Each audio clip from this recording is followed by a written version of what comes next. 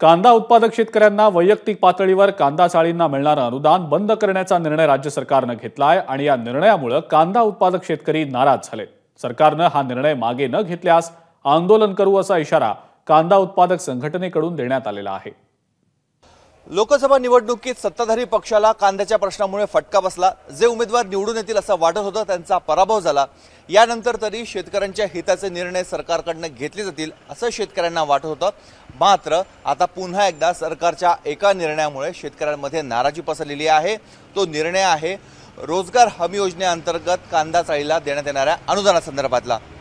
कांदा उत्पादक शेतकरी आपल्यासोबत आहेत, कारण कांदा उत्पादक शेतकऱ्यांमध्ये तीव्र नाराजी आहेत। शेतकरी आंदोलनाच्या तयारीत आहेत।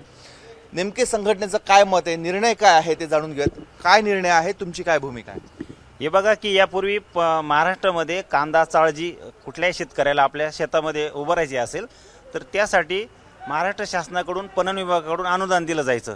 त्यावेळेस अनुदानाची रक्कम खूप तोकडी होती।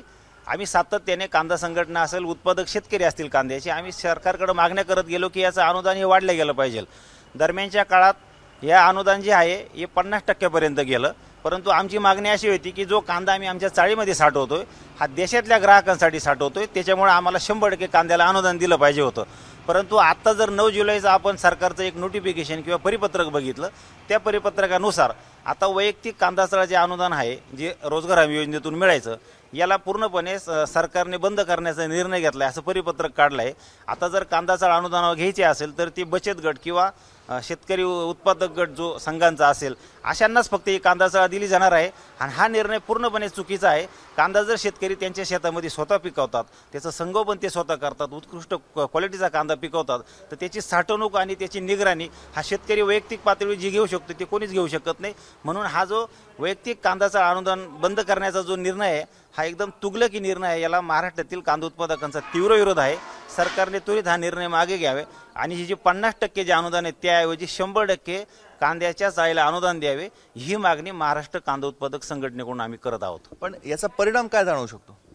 याचा परिणाम बघा, आता सामूहिकरित्या जर आपण म्हणाल काही गोष्टी करायच्या तर आत्ताचं जर नाफेड आणि NCCF जे आहे केंद्रासारखी बफर स्टॉक कांदा करतं, हे सामूहिक पद्धतीने यांचं 500 टन 1000 टनाचे गोडाऊन असतात, त्याच्यामध्ये कांदा साठवला जातो आणि त्यामध्ये जे शेतकरी उत्पादक कंपन्या असतील किंवा बचत गट असतील, आता याच्यासाठी किती बचत गटांचा आधीचा काय अनुभव आहे याच्या कुठलेही काही पूर्वतयारी न करता असे निर्णय घेणं म्हणजे यांना जर सरकारला बचत गटाला आणि जर शेतकरी उत्पादक कंपन्यांना अशा चाळींना अनुदान द्यायचं ते जरूर द्यावं, पण शेतकऱ्यांचं बंद करू नये। शेतकऱ्यांचं अनुदान 50% वरून उलट 100% करावं, म्हणजे शेतकऱ्यांना कांदा चाळी जर दिल्या तर शेतकरी त्यांचा जो कांदा आहे तो खूप चांगल्या रीतीने साठवतील। देशामध्ये कधी टंचाई निर्माण होणार नाही। अधिकचा कांदा जो शेतकऱ्यांकडे राहील तर निर्यात पण देशातून जास्त कांद्याची करता येईल। या सर्व याचा विचार जर केला तर राज्य सरकारचं कुठंतरी चुकतंय, त्यांनी याची त्वरित दुरुस्ती करावी, अन्यथा आंदोलन या विरोधात तीव्र होईल। सामूहिकरित्या जर शेतकऱ्यांनी एकत्र आले तर अधिक शेतकऱ्यांचा फायदा होईल, ही यामागची भावना असू शकते।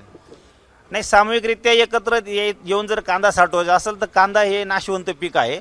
मग त्याच्यामध्ये 10 शेतकऱ्यांनी एकत्रित कांदा साठवला, कोणाचा उदाहरणासाठी 200 क्विंटल असेल, कोणाचा 500 क्विंटल असेल, कोणाचा 300 क्विंटल असेल, तर त्याचे एकूण हिशोब कसा करायचा आणि त्याच्यामध्ये कोणाचा, आता हा कांदा त्याची सड पण होत असते, तर कांद्याची सड झाली तर तो नेमका त्या शेतकऱ्यापैकी कोणाचा झाला हे सगळा वादाचा विषय पुढे निर्माण होणार आहे।